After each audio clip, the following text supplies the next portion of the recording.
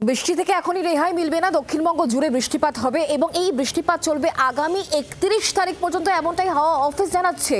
এবং আগামীকাল এবং তার পরের দিন ভারী থেকে অতি ভারী বৃষ্টিপাতের কথাও জানিয়েছে হাওয়া অফিস।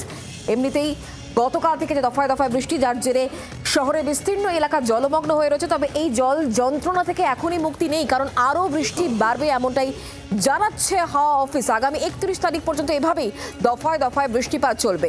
নিম্নচাপটি শক্তি বাড়িয়ে পশ্চিম উত্তর পশ্চিম দিকে অগ্রসর হচ্ছে। নিম্নচাপে পরিণত হওয়ার ফলে এর গতি অনেকটাই বেড়েছে। আগামী 31 তারিখ পর্যন্ত দক্ষিণবঙ্গে প্রায় সমস্ত জেলাতেই ভারী বৃষ্টিপাতের সম্ভাবনা। অন্যদিকে উত্তরবঙ্গেও ভারী বৃষ্টিপাত হবে জানাচ্ছে হাওয়া অফিস।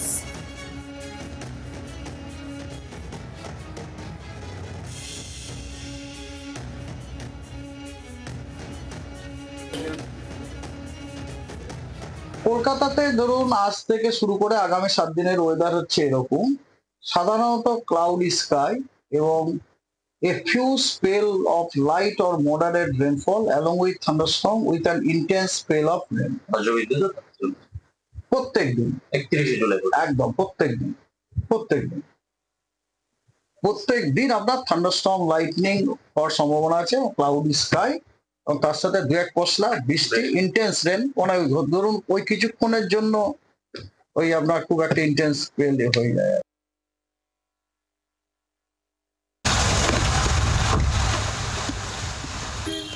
এবার শোনাবো কলকাতা মেয়র ফিরহাদ হাকিম, তিনি ঠিক কি বলছেন, তার বক্তব্য কি শোনাবো। আমাদের জল জমলে, যদি অ্যাবনর্মাল জল জমে পাম্প দিয়ে বার করা, আমাদের প্রত্যেকটা পাম্পিং স্টেশন হাই অ্যালার্টে রয়েছে। কন্ট্রোল রুম এইটা খোলা আছে সারা রাত দিন।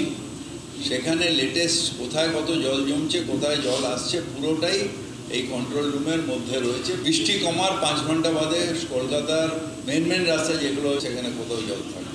আমার স্ট্রিটে 5 ঘন্টা বাদে জল থাকবে না, আর 1 বছর বাদে জল থাকবে না। বেহালা 127, 26 ওয়ার্ড ছাড়া, 143-এর ভেতর ছাড়া, 144 ছাড়া কোথাও জল জমছে না।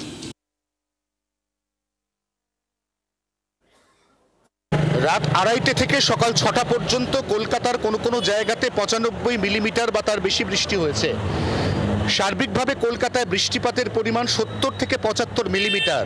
আজ সারাদিন এভাবেই বৃষ্টিপাত চলার কথা, কারণ একদিকে চীন সাগরে তৈরি হওয়া অত্যন্ত শক্তিশালী টাইফুন বা ঘূর্ণিঝড় উইফা, সেখান থেকে বিচ্ছিন্ন হয়ে আসা মেঘপুঞ্জ, তার পাশাপাশি একটি ঘূর্ণাবর্ত এবং আরেকটি সক্রিয় মৌসুমী অক্ষরেখার হাত ধরে অন্তত মঙ্গলবার পর্যন্ত গোটা দক্ষিণবঙ্গ এভাবেই দফায় দফায় বৃষ্টিতে নাজেহাল হবে এবং যার প্রভাব পড়বে জনজীবনের ওপর।